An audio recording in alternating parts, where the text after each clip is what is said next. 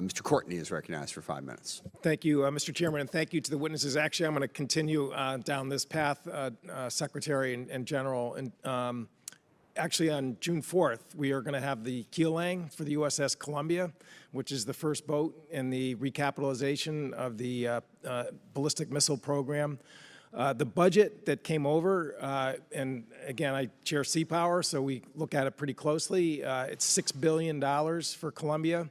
Again, that's the biggest number since this journey started back in 2008. So the commitment by the administration and your department in terms of really the most critical leg of the triad, which is the sea-based leg. I mean, that's 70% of our strategic deterrence is carried on those platforms, and the schedule is knife edge. There's no really margin for delay in terms of moving that forward, and this budget certainly reflects that. I would also note on page 7, General, of your testimony, you noted the fact that the budget invests in the industrial base to support fleet modernization and on-time delivery of the Columbus-class submarine. And there's $538 million for supplier development, submarine supplier development, as well as $227 for submarine workforce development, which means that the Navy now is in the position of trying to boost welders, electricians, shipwrights, pipe fitters. I mean, when we look at really the challenge that's being faced for Columbia, and frankly, shipbuilding across, it really is a workforce issue. And I've been around for a while. Those numbers in terms of DOD investment into workforce, we've never seen anything that robust. And I was just wondering maybe if you wanted to maybe enlarge on your comment in the testimony, General, in terms of that initiative. I just would underline that our submarine force in the joint force, as we look to the future, changing character of war and then operating environment in the 2030s, 2040s and beyond, the submarine force is the most lethal, the most capable, and the most survivable part of the joint force that's out there. So continued investment in the sub force is fundamental to the nation's security. And reaching beyond really just the Navy's sort of box in terms of reaching out into the industrial base in a way that this budget does. Again, the President back in December designated the submarine workforce as essential in a Defense Production Act executive order. It was at the end of December, which again, I don't think I've ever seen that in any other sort of production platform that we have. At one point, just to go back to the question of the low-yield missiles, I would note that the Nuclear Posture Review does provide that low-yield missiles will be deployed on ballistic submarines. Again, the question of SLCM is really whether they're going to be extended to attack submarines. And I would just tell you, representing a district with a lot of submariners, that issue of changing really the mission of attack submarines is something that is greatly in dispute, and I think the administration made the right choice in terms of keeping the attack subs focused on their main mission, which is to have an agile, mobile, the queen on the chessboard, as Admiral Roughhead used to call them, and I think putting tactical weapons on there really changes it in a really clunky way in terms of moving forward. I would note also that the budget that came over in terms of shipbuilding is about $28 billion. That's the first time in 6 years where we've had a president's budget that's come over higher than the prior year's enacted level.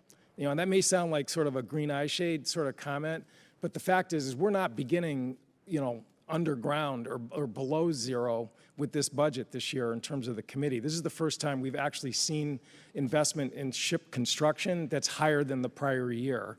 And again, I think that shows, you know, that you're committed to you know, really making sure that we have the fleet of the future that's there. It's not perfect.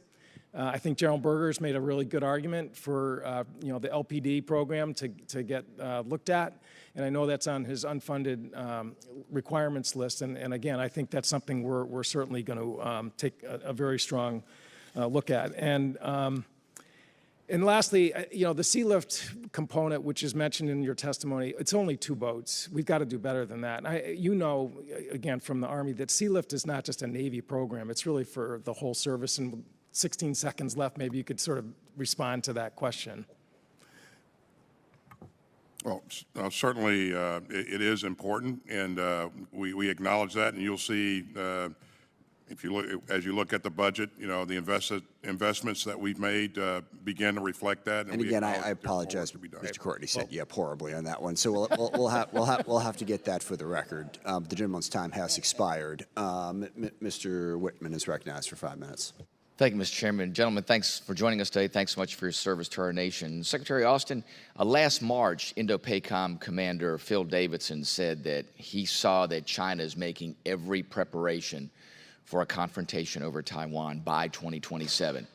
Current Indo-PACOM Commander Admiral Aquilino said the same thing. Former Secretary of State Mike Pompeo agreed. In fact, General Milley has previously stated this: we're going to have a much larger fleet than we have today. If we're serious about great power competition and deterring great power war, and if we're serious about dominant capability over something like China or some other power that has significant capability. Secretary Austin, do you agree that we should be preparing for a showdown with Taiwan in this decade? I agree that we should have the right capabilities to be able to not only be relevant in deterring future adversaries, but also dominant on a future battlefield. And we are investing in those capabilities in this budget. Very good. Thank you. General Milley, the Navy today has 297 ships, and this budget request will reduce our fleet to 280 by 2027. If you look at where we are in relation to the Chinese, our budget and number of ships have shrunk continually over the past 2 decades. We have gone from 318 ships down to 297 today. During the same period of time, China has gone from 210 ships to 360 ships. DOD's budget will further shrink that to 280. DOD's own China Power Report projects that China will have 460 ships by 2030. In this latest budget request, the Navy proposes to retire 24 ships and build 8 ships. I'm not a mathematician, but it seems like to me you can't do addition by subtraction. This seems to be grossly irresponsible and completely denies the reality of what we are facing. General Milley, in your professional military judgment, does our shipbuilding plan accurately reflect the investments that we need to make in naval capacity and capabilities that we need to deter the Chinese in the years and decades to come? Well, let me make a couple of comments, Congressman. Thank you for that. First, I think it's important to focus on capability. So capacity matters, numbers matter, mass matters, and I'm on board with all that, but capability matters. And the ships that we're retiring, the 20-some-odd, the 24 ships that are coming out of the inventory in this particular budget, the Navy has assessed those, very high maintenance costs, high to sustain, and the cost is exceeding the benefit of those ships staying on active duty sort of thing. And the 9 ships that we're procuring, the capability of those ships is the most modern in the fleet. So, you know, the capability versus capacity arguments there. I'm always in favor of greater numbers. I think that's great, but I would bias towards capability rather than just sheer numbers. It is a fair argument about the number of ships the Chinese have, and it even gets worse if you think about our global commitment versus, say, the U.S. fleet that's in the Western Pacific or in the Pacific. The numbers are even, the ratios are even worse. But again, it's capability versus capacity, and I'd caution folks to go down into the detail about what our ships can do, what the training of our sailors can do, what our tactics are, what our technologies are on our ships. I think there's a fundamental and significant advantage to us relative to China on that capability. Well, General Milley, I don't deny that our ships are great, our sailors are great. But you do have to look at this in terms of magnitude. Quantity has a quality all of its own. Don't disagree. And if we're going down to 280 and they're at 460, our great ships can only be in one place at one time. They can only engage so many targets. I have a hard time figuring out how the trajectory of China going in this direction and the trajectory of the United States going in the opposite direction. It's almost impossible to make an argument to say that we're going to build enough capability in 9 ships to displace the Chinese, and that 9 ships are going to be able to replace the capacity and capability in 24 ships. You know, like I said, I'm not a mathematician, but just seems like to me you can't do addition by subtraction. Yeah, I'm not going to get in a big argument in budget because I'm on the side of mass matters, quantity has a quality element, so on, et cetera. But you can't buy everything, you can't be everything to everyone at all times, right? So there has to be a balance in the budget, and I think this particular budget is divesting, and the Navy's done, I think, some really quality analysis there. They are divesting of ships that are of marginal utility in a future combat environment against China and investing in the 9 ships that do have great quality. And Gentleman's time has expired. I will say we also on this issue, shipbuilding capacity matters. I mean, basically, do we have the industrial base to support that, even if we put them in the budget? My understanding is we don't, so that's a different challenge as well in terms of workforce. Mr. Garamendi is recognized for 5 minutes. Thank you. Let me start with a thank you for the good work you've been doing with regard to Ukraine, pushing the necessary equipment into Ukraine. It's an extraordinary piece of work, and you're to be congratulated and thanked for that work. Also, the work Secretary Austin and General Milley in rebuilding our relationships with NATO. They were virtually destroyed in the previous 4 years of the previous administration, very rapidly rebuilt, and I think that may very well be, Secretary Austin, part of your integrated deterrence strategy. Is that correct, our allies? It is a part of a significant part of our strategy. Integrated deterrence means using all of the capability and capacity that's resident in all of the warfighting domains: air, land, space, cyber, sea, and networking those capabilities in new and different ways that really give us tremendous power, and also make sure that we remain a dominant combat-capable force. And a big part of that is using the capability and capacity of our allies as well. And you're seeing us do that in NATO as we speak, and you'll see us continue to do that in the Indo-Pacific.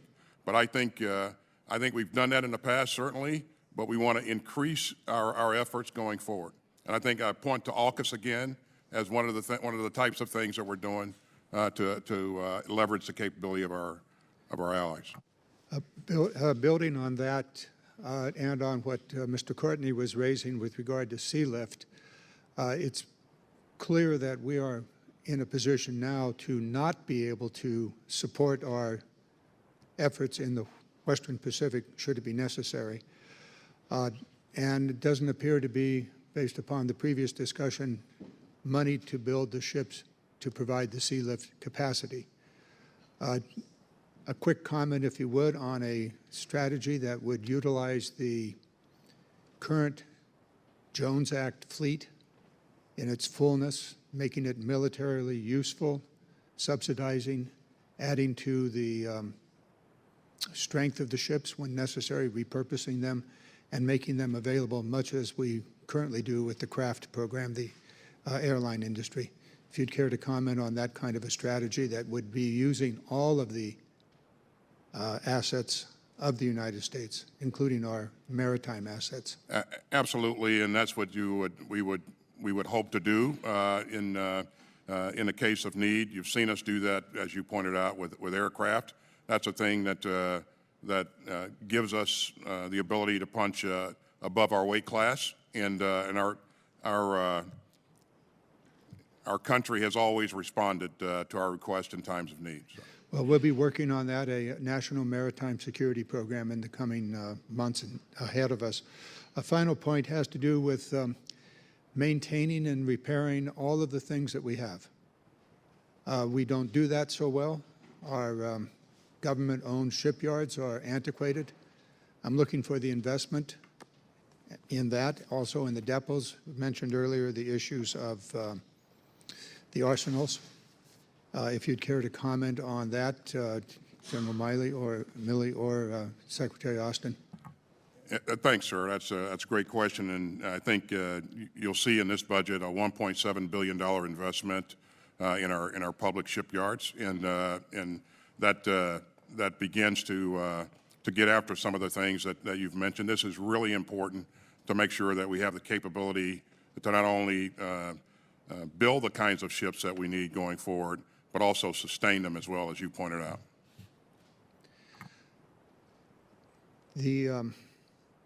Well, we're not there yet. That level of investment in the government yards or the public yards would probably not be sufficient to maintain the ships that we need to keep them at sea. We can build more and more ships, but if we cannot keep them at sea because they cannot be maintained in a orderly and quick way, it doesn't do much for us. I absolutely agree with you, sir, and you know, that's why I said this is a good start, a good couple of steps forward, but we need more investment going forward. For the committee here, we may want to consider this, how we're going to invest in maintaining our ships at sea. Gentleman's our time airplanes has and the like. expired. Mr. Scott is recognized for 5 minutes. Thank you, Mr. Chairman. Gentlemen, thank you for being here. I want to speak briefly about Indo-PACOM. It is over half the world's population. Ukraine puts 50 million metric tons of corn and wheat into the export markets. Russia is also responsible for a tremendous amount of wheat going into the global food supply. Russia has recently prohibited the export of sunflower seed. It seems that Russia is now using food literally as a weapon of war. I just want to make sure that at the DOD we are paying attention to the potential for a significant reduction in the global food supply and what that means for the Indo-PACOM region, where Ukraine is the largest supplier of the UN World Food Program.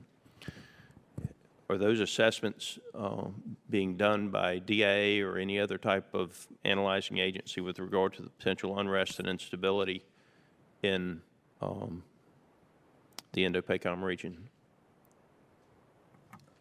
Those assessments continue to be done, sir, and this has been a focus. It is a focus of our government, and across the interagency, you know, a number of agencies are looking at this, but we certainly share your concern. I want to, that part of the world and really the global economy, the Black Sea region is something that the United States nor NATO have seemed to have a strategy for. And I do hope that as we push forward, we will develop a strategy for the Black Sea region. The importance of that with regard to the world food supply, I don't think can be overestimated. There's another country in that region that I'm extremely concerned about. That's the country of Georgia. They have a partnership with the Georgia National Guard, one of the many state partnerships that we have. What are we doing with regard to those partnerships to make sure that over the long term those partnerships are strengthened and using their ability to help fund putting the weapon systems in the region where we need them? In other words, as we talk about going to fight, we fight by, with, and through partners.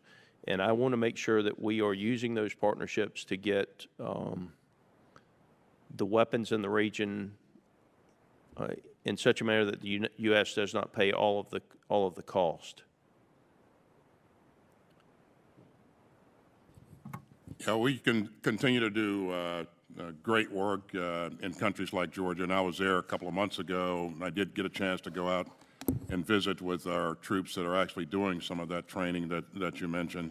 This is invaluable. It provides us great capabilities, and so we will continue to invest in this. In terms of specific needs of countries, we'll work those on a case-by-case, individual basis. But the value of our troops engaging with countries in the region cannot be overstated. They are doing a tremendous job. One of my concerns, Mr. Secretary, is when we divest equipment in the United States. I think the A-10 is probably the best example. This is a weapon system that the DOD has requested that we divest from over the last several years, at least as long as I can remember being a member of Congress.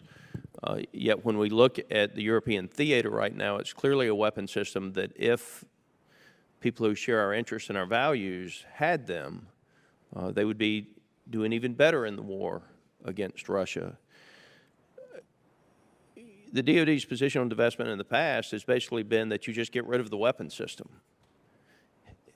has DOD changed their thought process on that so that when we divest from a weapon system, are we going to now allow people who share our interests and our values the opportunity to purchase and maintain that system? We have, over time, provided capabilities that we no longer use to other countries. And in every case, in terms of a high-end capability, I think you have to start with a threat. And if they use this piece of equipment or this system or capability in that environment, will it be relevant? And so as we look at the air defense systems that we can expect Georgia to encounter, we look at the training that's required, we look at the maintenance capabilities and those sorts of things. All of that goes into an assessment to see whether or not it makes sense to actually do that. But certainly, you make a great point. Gentleman's time has expired. Ms. Spear is recognized for 5 minutes. Mr. Chairman, thank you. Thank you to both Secretary Austin and General Milley for extraordinary work. First, Secretary Austin, last year you made a commitment that you would deal with the issue of sexual assault. You actually delivered on that commitment. Thank you very much for the military justice reform we've seen. But as you, I believe, agree, sexual harassment needs to be taken out of the chain of command as well, because sexual harassment begets sexual assault. And it appeared to be taken out on the Senate side because they were getting signals from the department. I hope this year that we can count on you to make that case to our Senate colleagues about the importance of taking sexual harassment out of the chain as well. Well, as you said, I think the entire issue is one that's very important to us, and we'll continue to do the right things in terms of making sure that we provide the right environments for our troops to operate in, and we'll continue to work to achieve the objectives that we've outlined in terms of our reform of our UCMJ, and I really appreciate your support in the past year to. Thank you. Let me move on. I'm troubled by the 41% increase in deaths by suicide by our service members in the past 5 years. I know you are as well. There are many factors, including op-tempo, toxic climates, and financial insecurity. But having talked to the widows, talked to the parents of those soldiers and airmen in particular who have taken their lives, the biggest problem is the lack of behavioral health expertise in the system. We are woefully underserved in that regard. And I'm going with Senator Sullivan to Alaska this month. I know we're going to hear that that's part of the problem. You can't wait 2 months when you are exhibiting suicidal ideation. Now, your department, your Defense Health Agency has said it's going to take them to 2024 to come up with the number that is necessary to provide these services to our service members. Imagine if Kaiser or Providence told their board that it was going to take them 2 years to determine what the number of providers that was necessary to serve their patients. They would be fired. What are you going to be able to do to light a fire under the military health system leadership to get a plan in place and the numbers identified? Well, as you've heard me say in my opening statement, this is something that's very important to me, and our department remains focused on it. As you know, with your help, we've stood up an independent review commission to look at how we're doing across the department, and to look at the resources that we need and how we can speed up resources to make them available to our troops and our families. In the meantime, we're going to use every resource that's available to us. We're going to increase our use of telehealth care. And again, I think this is very important, and we're going to stay focused on it. Thank you. General Milley, the Government Accountability Office has repeatedly shown that the surface Navy is critically undermanned, and some 6,000 sailors undermanned. Yet the budget requests, the Navy is decreasing their end strength and requesting more ships. The GAO reports that sailors are working 80 to 100 hours per week and sleeping less than 6 hours at night and are struggling with mental health. We saw it on the Fitzgerald. We've seen it in the ship that was destroyed, the $4 billion ship in San Diego. What are we going to do to get the Navy to take this seriously? Congressman, first, I think the Navy does take it seriously. The solution doesn't, it's not a simple solution. It has to do with op tempo. The Navy is got, I don't know, they're just under 1 to 2 op tempo for their ships, the fleet at sea. So they're running hard, and we ask an awful lot of our Navy, as we do the Army and the Air Force, et cetera. But the Navy is particularly stressed because we extend ships and they're out there for extended periods of time, et cetera. And as you note, their numbers are lower. Their manning levels are lower per ship than optimally manned. So that's a problem. They are taking it serious, but it's not something that the chain of command of the Navy leadership is not taking serious. With respect to the behavioral health piece, I couldn't agree with you more. I think behavioral health specialists are critical to part of the problem or to solve the problem, but I would also emphasize the chain of command. There is a behavioral health specialist in every squad, in every team, in every small group. And the That's the squad gentleman's leader. time has expired, so Thank I'll have to hold the answer there. And Mr. Brooks is recognized for 5 minutes. Thank you, Mr. Chairman. This past year, we've seen an Afghanistan withdrawal debacle, Russia invade the Ukraine, China threatening a nuclear attack on Japan if Japan helps defend Taiwan against a communist Chinese attack. And that brings me to my question for General Milley and Secretary Austin. In your professional opinion, over the past year, is the world a more dangerous place, a less dangerous place, or about the same? General Milley? Thanks, Congressman. As I said in my opening statement, it is my observation, my analysis that the world is becoming more unstable, not less unstable. Secretary Austin? More unstable. Yeah, we're trending towards greater instability. What's that? Now, the Consumer Price Index is increasing at a 7.9% rate according to the official federal government statistics. Of course, that's an estimate. My personal belief is it's probably worse than that. Certainly talking anecdotally to the people in my district, they believe that it's worse than that. What is the inflation rate for our national defense cost? Manpower, bullets, fuel, everything that comprises national defense. What is the inflation rate for those items? General Milley? Well, first I'd defer to Mike McCord down here as an expert, but this budget assumes an inflation rate of 2.2%, which is obviously incorrect because it's almost 8%. And it might go up, might go down, but most forecasts indicate it's going to go up, and it could level out at 9 or 10%, who knows? But it's clearly higher than what the assumption was in this budget. When you say it assumes a 2.2%, are you talking about a 2.2% consumer price index inflation rate, which is what we commonly look at, or are you talking about a 2.2% increase for national defense costs? It's the CPI. The budget assumes 2.2% inflation rate, CPI inflation rate. Well, when the official rate is 7.9%, that's right. Why are we assuming 2.2%? Because the budget was produced quite a while ago. Those calculations were made prior to the current inflation rate. That's correct. And I'd ask Mike McCord to make a comment on the specifics. Well, you would agree, would you not, then, that the assumption, at least according to the official federal government inflation rate, is over 5% wrong? Congressman, we in the Department of Defense have never used the CPI as what is relevant for what All right, we do. Mr. McCord, let me ask you the question then. What is the inflation rate for the things that the military has to purchase in order to provide adequate national security? What we saw last year was 4%, and that's what we built into our pricing going forward, was to get that 2% up to 4%. So what is your degree of confidence that the 4% rate is going to hold true?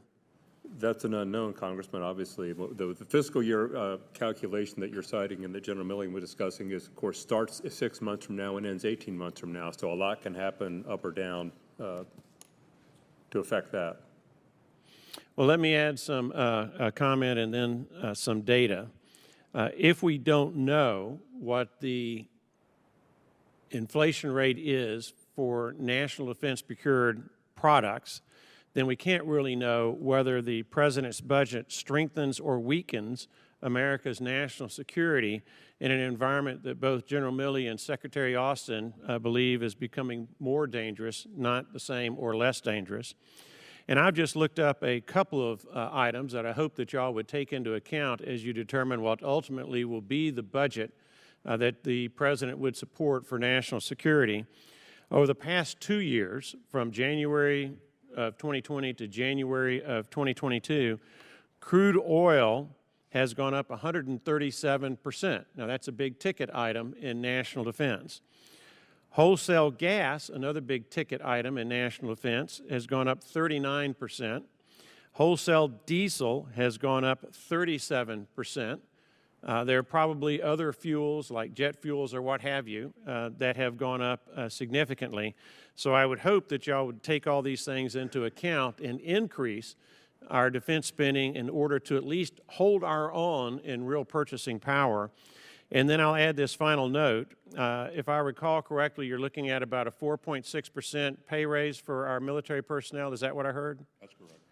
Well, if 4.6% is it, given that the consumer price index has gone up 7.9%, do the math, that comes out to a 3.3% pay cut for our military personnel. Thank you, Mr. Chairman, and I yield back. Thank you. Mr. Norcross is recognized for 5 minutes. Thank you, Chairman. And I just want to follow up on some of the previous conversations when we start having the conversation of what we have available to us in our stockpiles. There is probably not a day that goes by since the Russian-Ukrainian conflict started that we're not talking about sending javelins and stingers. But I want to back up a little bit. We have a strategic stockpile that has been formulated based on risk over the years. General Milley, your assessment with respect to the weapons that we continue to supply Ukraine, the level of lethal aid that we can sustain, are we anywhere close right now to depleting what we need as an assessment of risk for our own protection or potentially? No, what we've supplied is a wide variety of small arms munitions, machine guns, grenades, grenade launchers, et cetera. And the two weapon systems that are most in the news are the Javelin and the Stinger. Stinger doesn't get produced. There's no more production line on Stinger. And with respect to Javelin, no, we're not at our. We're still meeting our mission requirements for Javelin, so we're not breaking any of those red lines. So when we look at our single point of failures or critical rare earth materials that go into the explosive, the accelerants, our committee had a hearing earlier last week that talked about the Army's ongoing efforts to modernize the ammunition production facilities, which it would be kind to call them at World War II. And certainly over the next 5 years, the $500 million that has been looked at is something that we understand is minimum, given that critical supply chain. One of the other issues in that supply chain is the human efforts. And Secretary Austin, this is where I like to get your feedback. You know, buying America has always been a motto that most of us adhere to. It has shown us over the course of the pandemic how important that is for a variety of reasons. You heard about the naval, the shipbuilding areas, but across the board, we, Ms. Locken, led a task force about those critical supply chain and bringing up the workforce. As you know, soldiers do not get born and trained overnight. It takes time, as does our industry for workforce. What are we doing to try to onshore some of those critical supply chain issues and build up what's made here in America versus across the globe? Yeah, so this has been thanks for the question. It's been a point of emphasis for us over the last year. As you know, the president is really working hard to onshore some of the key capabilities that have caused us some concern with respect to our supply chain here, microelectronics and those kinds of things. So we're working with industry to help try to see what we can do, everything we can do to help onshore those capabilities and make sure that we have the ability to create critical things like microchips and that sort of stuff here in the States. We're far too dependent on foreign supplies there. So. And we should be sure to point out that our allies and partners are not the problem. It's those in second and third chain that create the problem. And again, just as you know, we have to build this industrial base, and the way we can do it is to signal to industry how critically important it is that we give them the assurances. It's just not a 1 year. And with that, I yield back.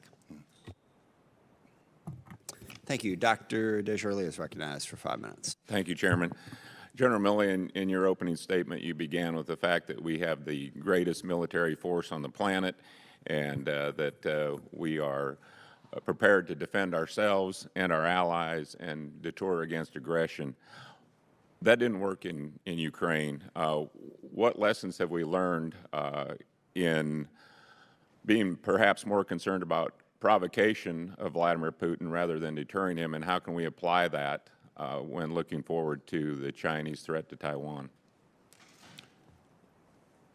Well, I think that with respect to the Russian invasion of Ukraine, it's been a long-standing objective of Putin, and candidly, short of the commitment of U.S. military forces into Ukraine proper, I'm not sure he was deterrable. This has been a long-term objective of his that goes back years. So I think the idea of deterring Putin from invading Ukraine, deterring him by the United States, would have required the commitment of U.S. military forces, and I think that would have risked armed conflict with Russia, which I certainly would have advised. Okay. You know, the president's strategy, at least publicly, and his administration was to impose economic sanctions to deter Russia. So did you advise him that that was probably not going to work and this invasion was inevitable? It's not my lane to comment on sanctions per se, but sanctions have a very poor track record of deterring aggression. But they are a means of imposing significant costs. The objective of the sanctions is to impose significant costs if he invaded. Those significant costs, the sanctions in combination with the export controls, are breaking the back of the Russian economy as we speak. Secretary Austin, several members have brought up hypersonic weapons, and you mentioned we have other options, but of the three countries currently fielding hypersonic glide weapons, Russia, China, and the United States, who's leading in that capability? I don't know what the inventories of the Chinese. I think all three countries are building capabilities. Okay, you must not be attending the same briefings we are, because clearly China seems to be out front. We don't have a current capability that can defend against hypersonic threats. Is that correct? And that gap, or that's the gap that the glide phase interceptor is supposed to fill, correct? Okay, I heard some very concerning reports over the past week that the White House and the Department may be slowing the development of the glide phase interceptor. Can you confirm? We remain on track with our program, and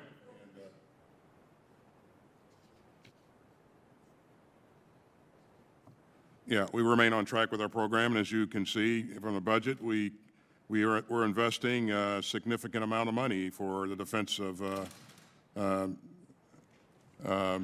for missile defense. Okay, we brought up undersea capabilities, and Russia currently has a nuclear-capable submarine launch cruise missile, correct? Russia has. I'm sorry, I didn't hear you. They have a nuclear-capable submarine launch cruise missile, correct? That's correct. All right.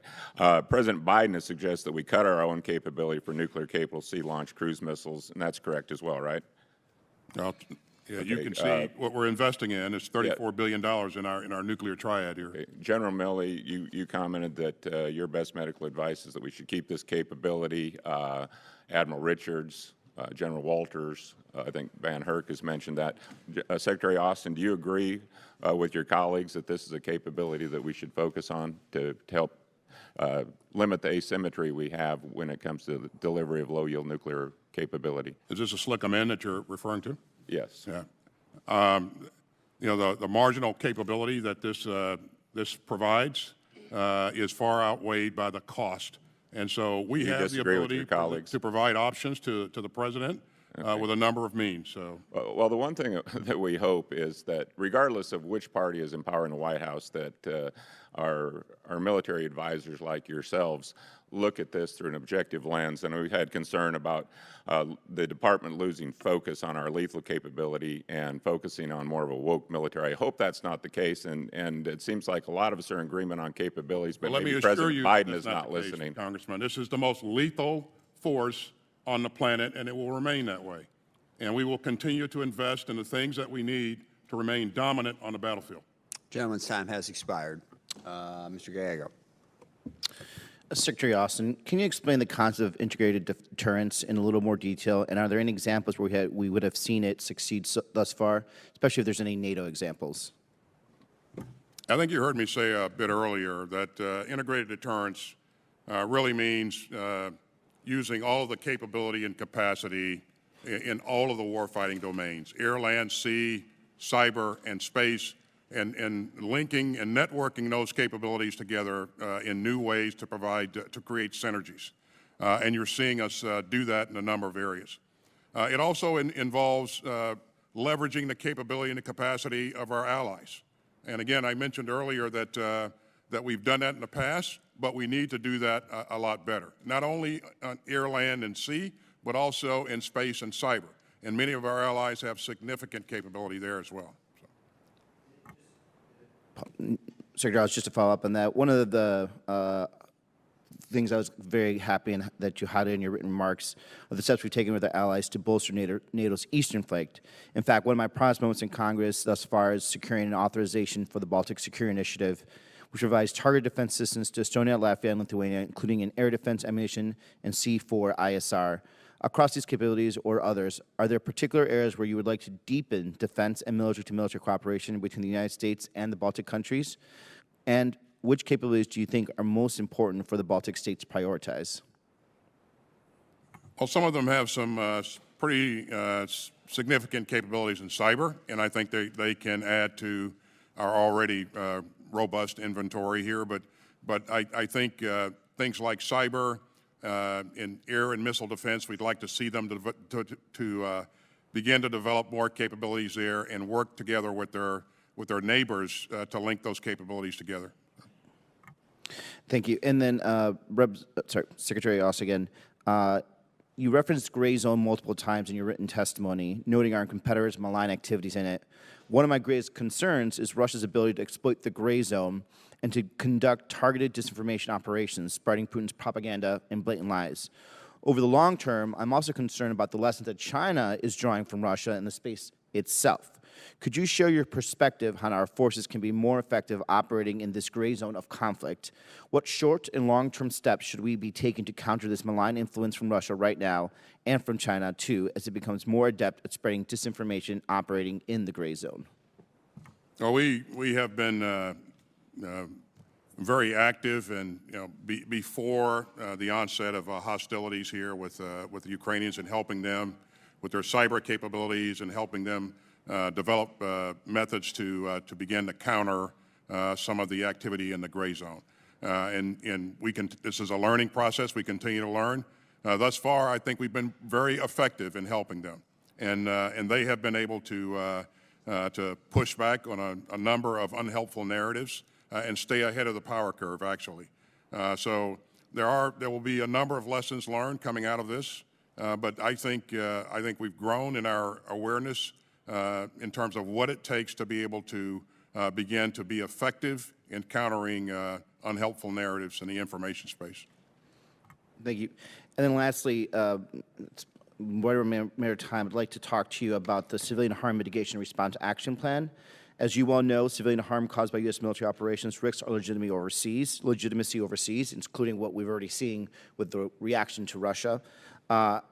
So I was proud to lead a letter with a bunch of members. My understanding is that the review is still ongoing under the 90-day window that you directed. Would you share any insights you've learned so far from this process? Well, I'm not prepared to share insights at this point. I would just, the only insight I have is that the folks that we've assembled to work on this are very detailed and very committed to doing this the right way. And these are people from a number of communities, to include the active warfighters. So we still have work to do, and the review is about 30 days out in terms of the brief out of the review. So once that's done, I'll be happy to share any insights and lessons learned from this, and also prescribe our way ahead. Thank you. I yield back my time. Thank you. Mr. Kelly's recognized for 5 minutes. Thank you, Mr. Chairman. One of the things that I'm really concerned about, Secretary Austin and General Milley, is that across the DOD, I continually hear people talk about divesting of things for future things, future capabilities for current. And General Milley, I've heard you say this. I learned this from you. We have to be able to fight today with the things, fight tonight with the things that we have right now. And so I see that we're talking about the Marine Corps says they need 31 amphib ships, yet we're saying we're only going to give you 24. We're only building 9 ships, and we're divesting of 24 and capabilities. It's a sliding scale of risk. KC-46s are not coming online, not providing all the capabilities we need in a timely enough manner, but yet we're talking about divesting of the KC-135s. So we continue to divest in things. The same thing with the Slickum. If we have another capability that provides that same thing in the same region, then we need to do that. So listen, I know everybody's heart's in the right place, but I just think we have to be very careful. Now we have a war with Russia and Ukraine, and relooking these things to see, do we have the capability? Should the world ask that we fight 2 wars on 2 fronts, whether that's ships and current capabilities or refueling aircraft? The other thing I'm extremely concerned about, Secretary Austin, and I think this is something you can fix, is our merchant marine fleet, our ability to move ships, troops, equipment, fuel, all kind of logistics. We keep pushing that. That's not just a Navy function. It's the Army that has to have those goods. It's the Marine Corps. And so we really have to look at this, and we have to invest in our merchant marine fleet to be able to get us what we need when we do it. What are you doing to get our merchant marine fleet set at a DOD level? Because I can tell you the services are always going to say the other one needs to pay for it. We have not invested invested any monies in this budget towards a merchant marine fleet, but you make some good points. But we need to, you would agree that logistic chain, I mean, the reason the Russians are getting their tail kicked in Ukraine right now is a logistical failure. And if we don't plan to do logistics, I promise you, it will not happen. I want to go back with KC-135s. Are you willing, General Milley, Secretary Austin, to relook the divestiture of KC-135s until we have adequate capability to refuel to both Indo-PACOM and also Europe? Are you willing to relook that and not divest until we have capabilities replaced?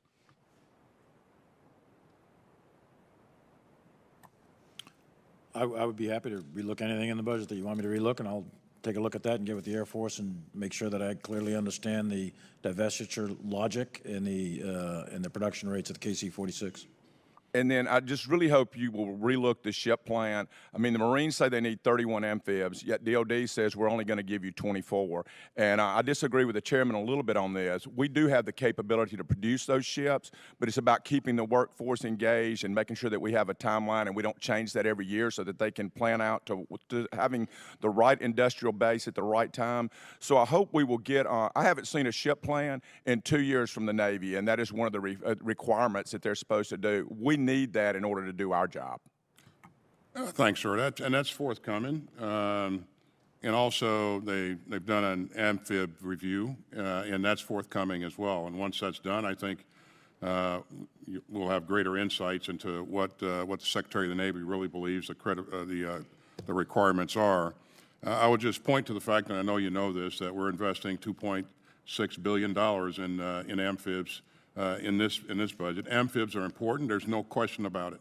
We're going to make sure that... Mr. Secretary, and I hate to interrupt, but I got 1 minute and I got one more question I really want to talk about. I really just hope you guys are the advisor to not just the president, but to the nation in making sure that we have the right risk of fighting today versus future capabilities that we have to win future wars. And I just hope that we'll relook some of those things. Final point I want to talk about, there's a little bit of movement right now, and I just ask that both of y'all weigh in on this. To make Gold Star families, to include a Gold Star to make them someone who dies in service. If I die of a heart attack while I'm doing guard drill, my family is not a Gold Star family. I shouldn't get a Purple Heart for having an ATV wreck downrange. That is not to denigrate anyone from not doing that. We love all our service members, however they die, but I really hope you'll look hard at making sure our Gold Star families are Gold Star families who are lost in combat. And I am doing that, personally doing that. And today is Gold Star Spouses Day, Gold Star Family Day, by the way. And there's nothing probably more important or sacred than to make sure that we honor those fallen in combat in the defense of this nation. So I am looking at it. Gentleman's time has expired. Mr. Carbajal is recognized for 5 minutes. Thank you, Mr. Chair. I apologize. Hold on, we'll start in a second. The witnesses need a 15-minute break, which we're going to take at 11:30. So we'll go to Mr. Carbajal and the next Republican, then we'll take a 15-minute break after those two questioners. Mr. Carbajal is recognized for 5 minutes. Thank you, Mr. Chair. And thank you to both of you for your exceptional leadership throughout Russia's unprovoked war on Ukraine. I want to take a moment to highlight the California's National Guard's unique and exceptional support to the Ukraine military through the National Guard State Partnership Program. California has been partnered with Ukraine since 1993 and since 2000. California and Ukraine soldiers have participated in over 330 military events, including training exercises at Camp Roberts, located in my district in San Luis Obispo County. General Milley, how has California's state partnership program with Ukraine helped improve the capabilities of Ukrainian forces to fight against the Russian invasion? I mentioned it, I think, up front about the training effort that's been going on since 2014. The California Guard's been intimately involved in that. So what's the result of that? So over 8 years, the Ukrainian military has reformed itself, developed a non-commissioned officer corps, and adopted the U.S. doctrinal concept of mission command, decentralized decision-making at the lowest level that's effective at making the decision. And that's a direct result of the efforts of the California Guard and what they've done with Ukraine. More recently, I'll just use this as one vignette as an example of the value of the program. The connective tissue, the human connection between the Ukrainian military and the California Guard is proven extraordinary, to the point where the tag of California still maintains almost daily contact with his counterparts, even though they're half a world away. That's been an invaluable source of communication, intelligence development, and transmission of information back and forth. So it's things like that that are intangibles in war, but they prove extraordinarily valuable in the actual conduct of war. Thank you. The men and women serving in uniform are the backbone of our national security. I appreciate the department's increased investment in personnel needs. One issue both of your statements touched upon that I have been working on to address is available and affordable child care for our military families. While construction of child development centers is critical, one deficiency that I hear when visiting installations is the lack of qualified child care providers to meet the demand. Secretary Austin, how is the department seeking to address the shortage of qualified child care providers? Do you need additional authorities in order to hire the needed child care staff? Well, thanks, sir. If we need additional authorities, we won't hesitate to ask for them. This is something that I have my P&R directorate taking a hard look at and working with the services and canvassing installations. This has been identified as an issue to us as well, and we're trying to identify incentives that will help attract the right people and help us train and and equip the right people to provide quality child care. Another workforce question, Secretary Austin. Your testimony touches on the department's needs to improve its ability to attract and retain an innovation-minded workforce. For high-skilled positions such as those that require specialized skills and credentials to meet digital and cybersecurity needs, how can the department better compete against private industry? And the skill sets that you mentioned, sir, this is tough because obviously, you know, we can't compete with the compensation packages that some of the big tech offers. But certainly, that won't stop us from going after the right people with the right skill sets.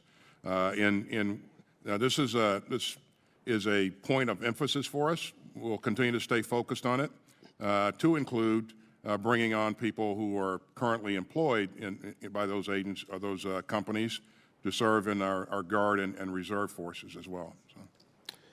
This committee has been very focused on the ongoing audit of the Department of Defense taxpayers. Department of Defense taxpayers deserve to know that while the top-line funding level for our national security has increased, the department is effectively executing its funding. Secretary Austin, what material weaknesses has the audit identified that have been the hardest to address department-wide, and how are you working to address those?